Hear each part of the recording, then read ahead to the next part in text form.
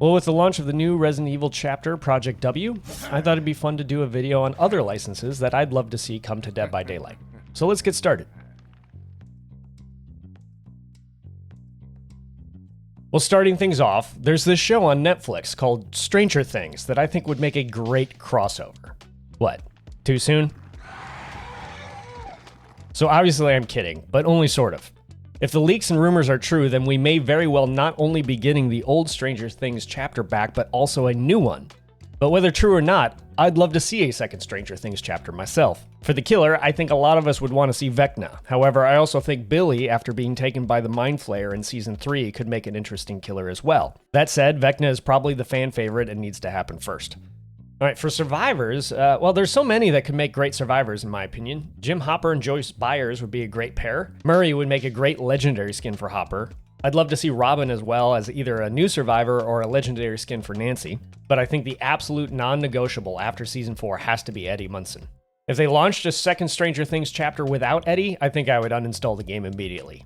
Before then reinstalling it shortly after and playing the chapter anyway, because I'm a huge fan. But without Eddie, I think it would be a massively missed opportunity. So, Stranger Things Chapter 2, let's make it happen. Alright, another property I'd love to see come to Dead by Daylight is 28 Days Later. This one's a little out of left field, I think, but it's my favorite zombie movie of all time, followed by one of my least favorite sequels of all time. But for those of you who haven't seen the first movie, the zombies, quote-unquote, in 28 Days Later aren't technically the Walking Dead as much as they are those who have been infected with a rage virus, essentially rabies on steroids, that makes them want to kill anything living that is not already infected. The killer could be a rage-infected person that has some kind of sprint ability to close distances quickly, similar to Legion or Oni, but it could be balanced by either being somewhat difficult to control or some kind of exhaustion cooldown. Their special attack could infect survivors with a rage virus, similar to how Nemesis or Wesker works, but it might be neat if they were on their final hook and didn't remove the infection within a limited time if they became infected themselves. The player then could lose control and the killer could now swap between them similar to the twins, therefore spreading the infection. This would make survivors have to prioritize an antidote mechanic rather than have it be an optional thing where they can just choose to live with it, as is the case with Nemesis. For survivors, obvious choices would be Jim and Selena. Legendary skins could include Frank or Hannah, basically the four main protagonists of the original movie. Alright, so another license I'd love to see in Dead by Daylight, and I think a lot of people would, is the Aliens franchise. For the killer, the alien, duh. But more specifically, I think the standard xenomorph from the original Alien or Aliens would be the most appropriate. They really couldn't use the Queen from Aliens because she would just be too massive.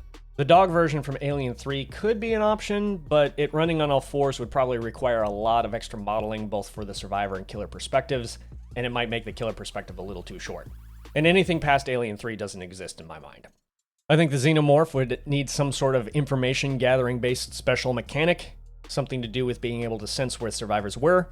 There could even be facehugger eggs scattered across the map that survivors would have to avoid triggering, and if they did trigger it, a facehugger could jump out, attack them, and they'd have to fight it off similar to Victor, just slowing them down and opening them up for attack. For survivors, Ripley would be a must. If they based it on the original Alien, probably Dallas would be the other one. And if they based it on Aliens, there's plenty that would work for that. Corporal Hicks would be my personal favorite. Private Hudson, I think, would be a good one. Private Vasquez, Private Drake, Bishop, Frost, all those guys. Although Bishop wouldn't make sense because he's an android, but it would make a cool legendary skin. So yeah, I think Aliens would work perfectly.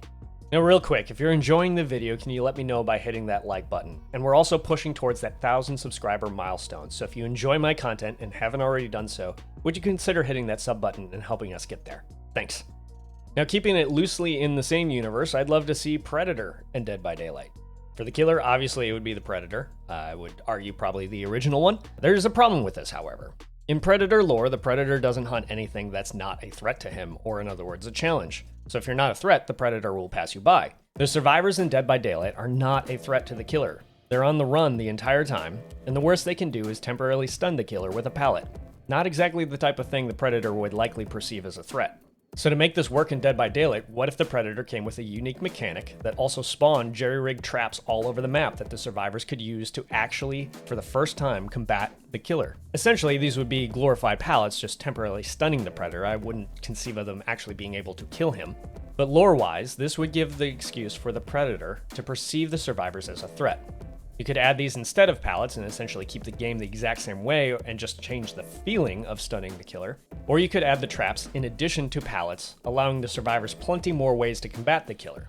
And this could also justify making the predator a little more powerful with his various weapons. Essentially, the survivors would have more at their disposal to stun and slow down the predator, but he would have more at his disposal to be able to hunt them down more efficiently to make up for that extra slowdown. So this might make for some different and more chaotic gameplay. They'd probably have to choose one or two of his weapons and explain in the lore that he lost the rest when being taken into the fog, to prevent him from being too efficient. An easy M1 choice would be his claws. Another option could be a spear. For his special ability, he could either have a ranged attack with his shoulder cannon, or he could have a cloaking ability like Wraith. And being able to switch between his different views to be able to help you track heat signatures or blood pools would be a lot of fun too. For survivors, I think Dutch and Dylan would be my preferred choices from the original, but also Lieutenant Harrigan, Danny Glover's character from Predator 2, would be a choice that I'd be excited about as well. Alright, so I know we just had a second Resident Evil chapter, but as a big fan of Resident Evil, that doesn't stop me from wanting even more Resident Evil in the game. So another game that I'd love to see come to Dead by Daylight is Resident Evil Village. That said, I'd obviously like to see a lot of other licenses and original characters come to the game before there should ever be a third Resident Evil chapter. So we're just thinking down the road here, right? But Resident Evil Village is one of my favorite RE games, and I think that could translate easily into Dead by Daylight. Lots of killer options. You could have Lady Dimitrescu. You could have Carl Heisenberg would be another option. He could pick up environmental items and throw them at survivors. Donna Beneviento with Angie and the rest of her possessed dolls could be a really creepy addition. Mother Miranda would also be a good choice with her multiple terrifying forms and abilities. And for survivors, obviously you'd have to do Ethan, although they would have to give him a face, because currently I don't think his model has a face unless they've since filled that in. There's also Mia, and you could bring in the Resident Evil Village version of Chris, which is kind of the version that I wish they had brought in the first place. But yeah, like I said, I know there's a lot of Resident Evil already in Dead by Daylight, and a lot of stuff needs to come to the game before there would ever be a third chapter. Otherwise, that'd be just completely unfair. So, I will admit that, just thinking down the road on this one. So another video game that I think would work just as well as Resident Evil in the world of Dead by Daylight is Evil Within. Now for the killer, there are a lot of disturbing enemies that could be used quite well, but to me the one that stands out the most is the creature Laura. Primarily, I think she'd be an M1 killer with her claws, but there could also be bodies scattered around the map allowing her to teleport, which could also include any survivors that were moried. Players could then burn a limited amount of these to prevent her from teleporting just as in the game. Granted, there are a lot of teleporting killers now in the game, so this might be a little redundant, and she would need something else to make her a little more unique. Now in the Evil Within, she does have the ability to do short hop teleports as well, so maybe this could be worked in somehow as a special ability to make her M1 attacks harder to anticipate and avoid. For survivors, Sebastian and Julie are probably the most obvious ones to me. Tatiana and Joseph could be decent legendaries. But yeah, I think the Evil Within would work just as well as Resident Evil in coming into the world of Dead by Daylight. Alright, turning back to movies, I would love to see A Quiet Place come into Dead by Daylight.